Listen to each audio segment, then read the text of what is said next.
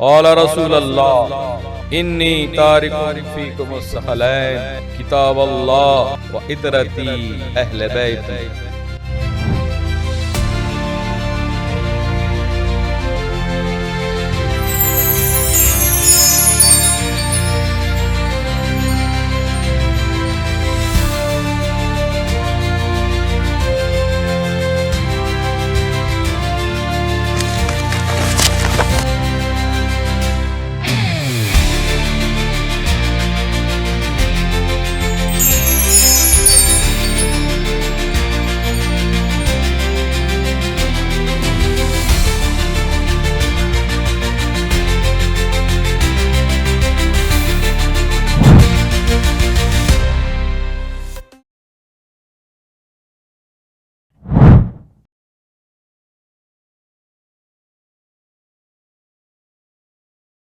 اعوذ باللہ من شر الشیطان اللعین الرجیم، بسم اللہ الرحمن الرحیم، الحمد للہ رب العالمین، الصلاة والسلام علی رسولہ الکریم واہل بیتہ الطیبین الطاہرین واصحابہ المنتجبین، اما بعد۔ آج کے درس میں ایسے الفاظ جو ضعیف خبر کے لیے استعمال ہوتے ہیں، ضعیف حدیث کے لیے جو لفظیں استعمال ہوتی ہیں، ان کے بارے میں آج ہم جاننے کی کوشش کریں گے کہ وہ کون سے الفاظ ہیں جو ضعیف حدیث کے لیے استعمال کیے جاتے ہیں۔ مثال کے طور پر ایک لفظ ہے موقوف۔ موقوف وہ ہے جو معصوم علیہ السلام تک نہ پہنچے، جس کی سند کا سلسلہ معصوم علیہ السلام تک اگر نہیں پہنچتا ہے تو ہم اس حدیث کو حدیث موقوف کہیں گے، اور راوی پر ہی موقوف ہو جائے، جیسے امرنا بقضاء۔ اس کا مطلب یہ ہے کہ معصوم تک نہیں پہنچا ہے، خود راوی تک سند جا کر رک گئی ہے، تو اسے موقوف کہا جائے گا۔ اور موقوف کا مطلب یہ ہے کہ یہ حدیث ضعیف ہے کیونکہ اس کی سند کمزور ہے۔ معصوم علیہ السلام اگر پہنچ جاتی تو یہ سند قوی ہوتی، جس کی وجہ سے اس حدیث کو ماننے میں ہمیں آسانی ہو جاتی۔ لیکن چونکہ حدیث میں جو سند استعمال ہوئی ہے وہ راوی پر آ کر موقوف ہو گئی ہے، لہذا لفظ موقوف اس بات کا پتہ دیتی ہے کہ یہ ضعیف حدیث ہے۔ دوسرے ایک لفظ ہے مضمر، یعنی مضمر ایسی حدیث کو کہا جاتا ہے جس میں امام کی جگہ ضمیر لائی جائے، لیکن کوئی قرینہ پایا جاتا ہو کہ اس ضمیر سے مراد امام علیہ السلام ہے۔ اگر ضمیر لانے والے شخص جیسے زرارہ یا محمد ابن مسلم ہے تو ظاہر ہے کہ وہ غیر معصوم سے سوال نہیں کریں گے۔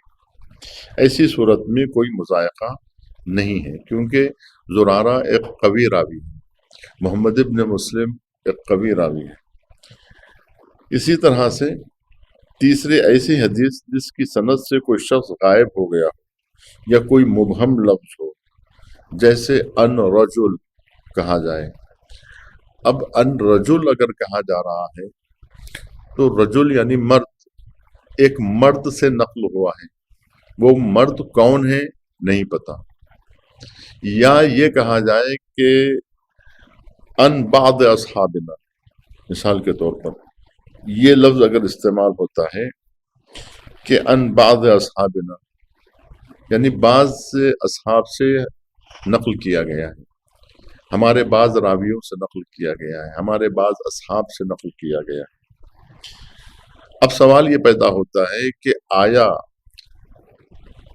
حدیث مرسل حجت ہے یا نہیں ہے؟ حدیث مرسل کو حجت مانا جائے یا حجت نہیں مانا جائے؟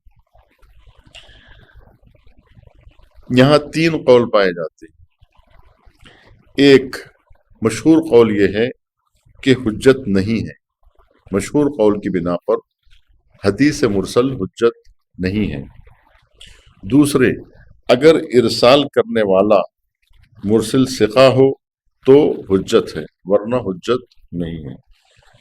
تیسرے، اگر ارسال کرنے والا کوئی مرسل کو نقل نہیں کرتا مگر شخص ثقہ سے، ایسی صورت میں بھی حجت ہے، جیسے محمد ابن ابی عمیر، صفران ابن یحییٰ، احمد ابن محمد ابن ابی نصر بزنتی اور شیخ توسی، شیخ صدوق، حسن ابن علی ابن عقیل عمانی، محمد ابن احمد ابن جنید اسکانی اور نجاشی کے بارے میں کہا گیا ہے کہ یہ لوگ مرسل حدیث کو کسی غیر ثقہ شخص سے نقل نہیں کر سکتے، بنابراین ان کے نقل کردہ مرسلات کو حجت مان لیا جاتا ہے۔ چوتھے، معلل، فقہا ایسی حدیث کو جس میں علت بیان کی گئی ہو معلل کہتے ہیں، لیکن محدثین جس حدیث کا ظاہر صحیح مگر باطن کمزور ہو اسے علیل سے معلل سمجھا گیا، علیل ہو تو اسے معلل کہتے ہیں، یعنی بیمار۔ پانچویں، مدلس، تدلیس کے معنی دھوکہ دینا ہے۔ سند میں تدلیس یعنی سند میں کوئی عیب ہو اور اس پہ پردہ ڈال دیا گیا ہو، یعنی میک اپ کر دیا گیا ہو، تدلیس میک اپ کو کہا جاتا ہے۔ مثلا حدیث کو کسی نے نہ سنا ہو لیکن ایسا نقل کرے گویا اس سے سنا ہو، یعنی بعض راوی ایسے ہوتے ہیں کہ وہ اس طرح نقل کرتے ہیں جیسے کہ انہوں نے خود سنا ہو جبکہ انہوں نے نہیں سنا ہے، لیکن اس انداز میں نقل کرتے ہیں کہ سامنے والا دھوکہ کھا جاتا ہے۔ چھٹے، مضطرب ایسی حدیث جس کی سند یا متن میں اختلاف ہو، سند میں یا متن میں اختلاف پایا جاتا ہو، ایک بار ایک طرح سے مثال کے طور پر نقل ہوئی ہو اور دوسری مرتبہ دوسری طرح سے، ایسی صورت میں وہ راوی یا وہ کتاب تلاش کرے جس میں زیادہ دقت کی گئی ہو۔ یہاں ہم سرسری طور پر بہت تیزی کے ساتھ بیان کر رہے ہیں تاکہ کسی حد تک سرسری طور پر صحیح سامعین کے کانوں تک یہ الفاظ پہنچ سکیں اور وہ کسی حد تک آشنا ہو سکیں۔ اب اہل فن کی ذمہ داری بنتی ہے کہ وہ زیادہ سے زیادہ جستجو کرے، زیادہ سے زیادہ تحقیق کرے، لیکن ایک عام انسان کو، ایک عام طالب علم کو کسی حد تک واقف ہونا ان الفاظ سے ضروری ہے۔ اب ساتواں مرحلہ آتا ہے مقلوب یعنی ایسی حدیث کہ جس کی سند یا متن کے بعض کلمات جا بجا ہو گئے ہوں۔ مثلا سند میں کہا گیا ہو کہ ان محمد ابن احمد ابن عیسیٰ، سند میں یہ کہا گیا ہے مثال کے طور پر، جبکہ اسے یہ کہنا چاہیے تھا کہ احمد ابن محمد ابن عیسیٰ، احمد ابن محمد ابن عیسیٰ کہنا چاہیے تھا، لیکن اس نے کیا کہا؟ محمد ابن احمد ابن عیسیٰ کہا، یعنی الفاظ جا بجا ہو گئے۔ پہلے احمد آنا چاہیے تھا لیکن محمد پہلے آ گیا ہے، تو محمد ابن احمد ابن عیسیٰ آ گیا ہے سند میں، مقلوب ہو گیا ہے، قلب ہو گیا ہے، مقلوب ہو گیا ہے، یعنی بدل دیا گیا ہے، جا بجا ہو گئے ہیں الفاظ۔ ہونا کیا چاہیے تھا؟ مثال کے طور پر احمد ابن محمد ابن عیسیٰ ہونا چاہیے تھا، لیکن سند میں کیا آ گیا؟ محمد ابن احمد ابن عیسیٰ آ گیا، یعنی لفظ جا بجا ہو گئے، احمد کی جگہ پر محمد آ گیا اور محمد کی جگہ پر احمد آ گیا، لہٰذا اس حدیث کو ہم کہیں گے مقلوب، یعنی وہ حدیث جس کے الفاظ جو ہے جا بجا ہو گئے۔ یہ سند میں ایسا ہوا ہے، کبھی متن میں بھی ایسا ہو سکتا ہے۔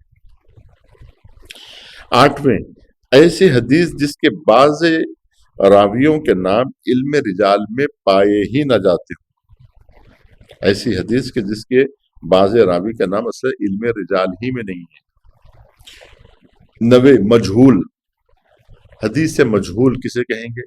ایسی حدیث جس کے بعض راویوں کے نام علم رجال میں ذکر تو کیے گئے ہیں لیکن بس نام کی حد تک، لیکن ان کا مذہب کیا تھا، اعتقاد کیا تھا، وہ ثقہ تھے یا نہیں، یا ثقہ ہونا یا ضعیف ہونا ذکر نہیں کیا گیا ہو، ایسی حدیث کو مجہول حدیث کہیں گے، یعنی جس کا راوی مجہول ہے، راوی کے بارے میں نہیں پتا ہے کہ وہ ثقہ ہے یا ثقہ نہیں ہے، اس کے بارے میں نام تو ذکر ہوا ہے لیکن اس نام کا شخص ثقہ ہے یا ثقہ نہیں ہے، یعنی موثق ہے یا نہیں ہے، قابل اعتماد ہے یا قابل اعتماد نہیں ہے، کہ جس شخص سے ذکر کیا گیا ہے، جس کا نام آیا ہے علم رجال میں، لیکن علم رجال نے اس بات کی تصریح نہیں کی ہے کہ یہ شخص قوی حافظے کا تھا یا ضعیف حافظے کا تھا، یا اس کا مذہب کیا تھا، یا کس نظریے کا حامل تھا، یہ سب کچھ نہیں پتا ہے، تو ہم اس کو مجہول ہی میں ڈالیں گے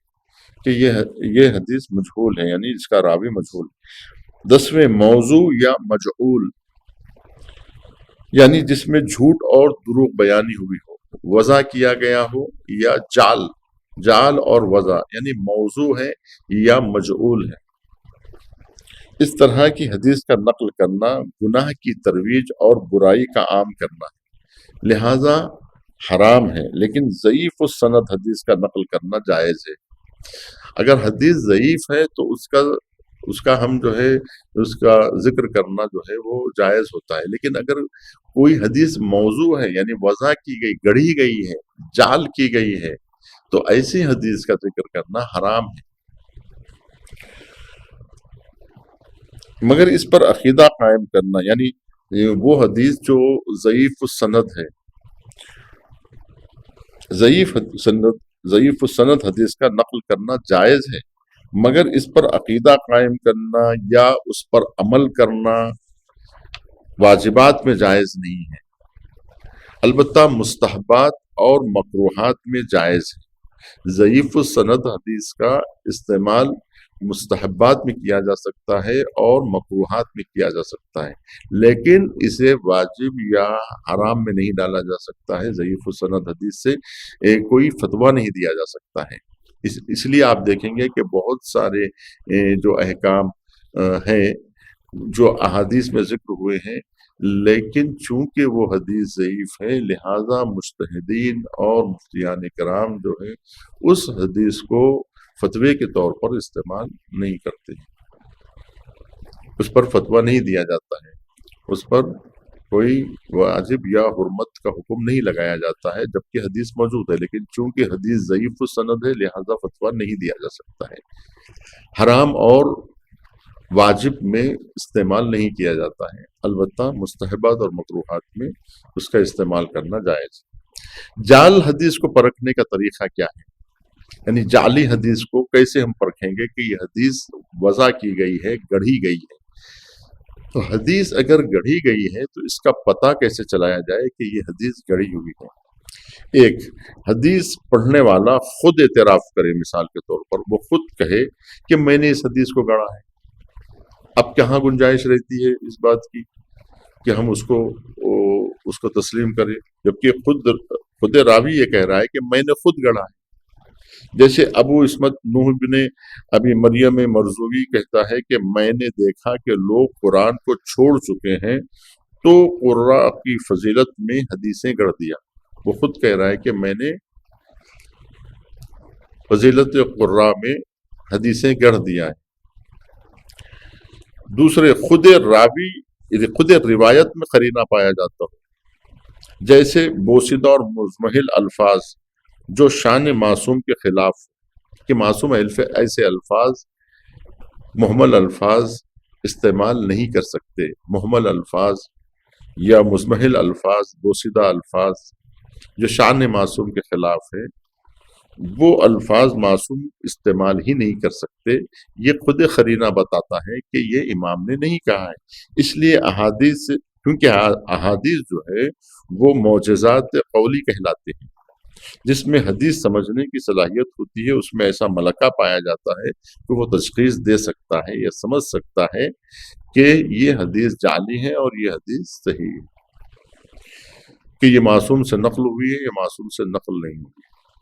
تیسرے، حدیث سے جعلی کو پرکھنے کا تیسرا طریقہ یہ ہے کہ عقل کے خلاف ہو اور قابل توجہ بھی نہ ہو، قطعی سنت اور صریح قرآن کے مخالف ہو، یعنی سنت کے بھی خلاف ہو اور حقیقت قرآن کے بھی خلاف ہو تو خود آپ یہ سمجھ سکتے ہیں کہ یہ نہ عقل کے میزان پر اترتی ہیں اور نہ ہی سنت اور نہ ہی عقل کے میزان۔ چوتھے، حدیث ایک ایسے اہم واقعے کی خبر دے جس کو چاہیے تھا کہ اکثر راوی نقل کرتے، لیکن صرف ایک راوی نے نقل کیا ہے۔ اگر واقعہ بہت اہم ہے لیکن ایک ہی راوی نے نقل کیا ہے تو اس سے پتہ چلتا ہے کہ یہ روایت جو ہے وہ مستند نہیں ہے۔ اب آئیے گفتگو کرتے ہیں حدیث گڑھنے کے اسباب کے بارے میں۔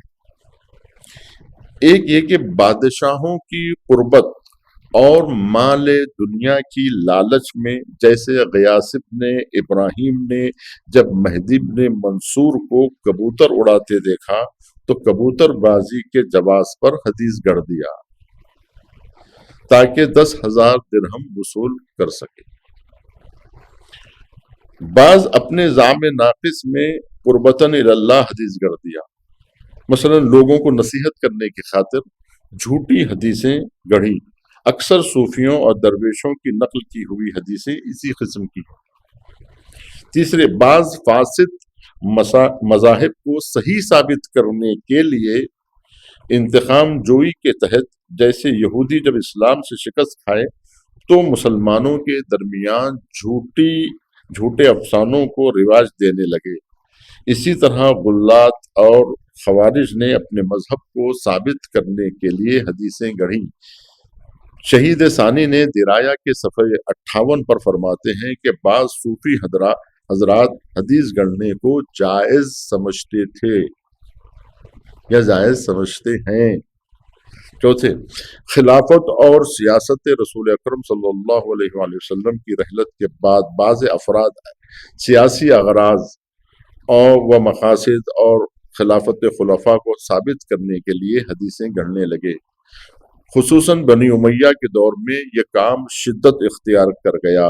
علامہ امینی نے الغدیر کی 5ویں جلد کے 208 صفحے سے 375 تک جعلی حدیثوں کے بارے میں لکھا ہے جو اہل سنت کے درمیان رائج تھیں۔ انہوں نے سلسلہ کذابین و وضائین میں ان افراد کا نام لکھا ہے جو جعلی حدیث میں شہرت رکھتے تھے، تفصیل کے ساتھ ذکر کیا ہے، جیسے احمد ابن محمد ابن غالب باہل کے بارے میں کہتے ہیں 400 حدیثیں گڑھی تھی، اور تعجب یہ ہے کہ اس کے مرنے کے بعد اس کی قبر مزار بنائی گئی اور لوگ زیارت کے لیے جایا کرتے تھے۔ عبد المغیث بن زہیر بن علوی نے ایک کتاب یزید لعنت اللہ علیہ کی شان میں لکھی اور اس کو جعلی حدیثوں سے بھر دیا۔ ابن جوزی نے اس کی رد میں الرد علی المتعصب العنید عن لعن یزید لکھی۔ علی ابن جہم بن ورسامی بھی اس قسم کے افراد میں شامل ہے۔ وہ اپنے باپ کو لعنت کرتا تھا کہ اس کا علی نام کیوں رکھا گیا۔ ابو حیان توحیدی کے بارے میں کہتے ہیں کہ متظاہر بے فسق اور جھوٹا تھا۔ علامہ امینی رحمت اللہ علیہ نے حدیث گڑھنے والوں کے سینکڑوں نام لکھے ہیں۔ صفحے 271 پر ابو حنیفہ کے متعلق بعض روایتوں کو نقل کیا ہے، بعض جھوٹی روایتوں کو نقل کیا ہے جو ان کے بارے میں گڑھی گئی، اور علماء اہل سنت سے نقل کیا ہے کہ خود انہوں نے اعتراف کیا ہے کہ یہ جھوٹ ہے۔ تاریخ بغداد سے نقل کیا ہے کہ بعض اہل سنت کے علماء اس کو کافر سمجھتے تھے۔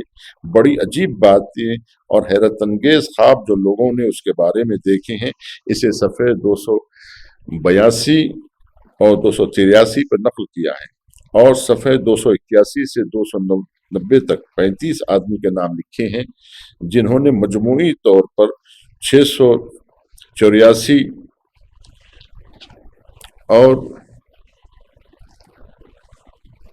اور اس طرح کی دیگر حدیثیں گڑھی ہیں، اور صفحے 292 پہ کہتے ہیں کہ اہل سنت کے درمیان جھوٹی حدیثیں اتنی زیادہ پائی جاتی ہیں کہ خود اپنی سنن میں 50,000 حدیثوں میں سے 48,000 جھوٹی حدیثیں لکھی ہیں، اور مسلم 30,000 حدیثوں میں سے 4,000 جھوٹی حدیثیں نقل کی ہیں۔ احمد ابن حنبل نے 75,000 حدیث میں 30,000 حدیث نقل کی ہیں جھوٹی۔ اس سے پتہ چلتا ہے کہ اہل سنت میں جھوٹی حدیثیں گڑنے کا کتنا رواج تھا۔ میں سمجھتا ہوں کہ آج کی گفتگو کو یہیں پر موقوف کرتے ہیں۔ والسلام علیکم ورحمۃ اللہ وبرکاتہ، وآخر دعوانا الحمدللہ رب العالمین۔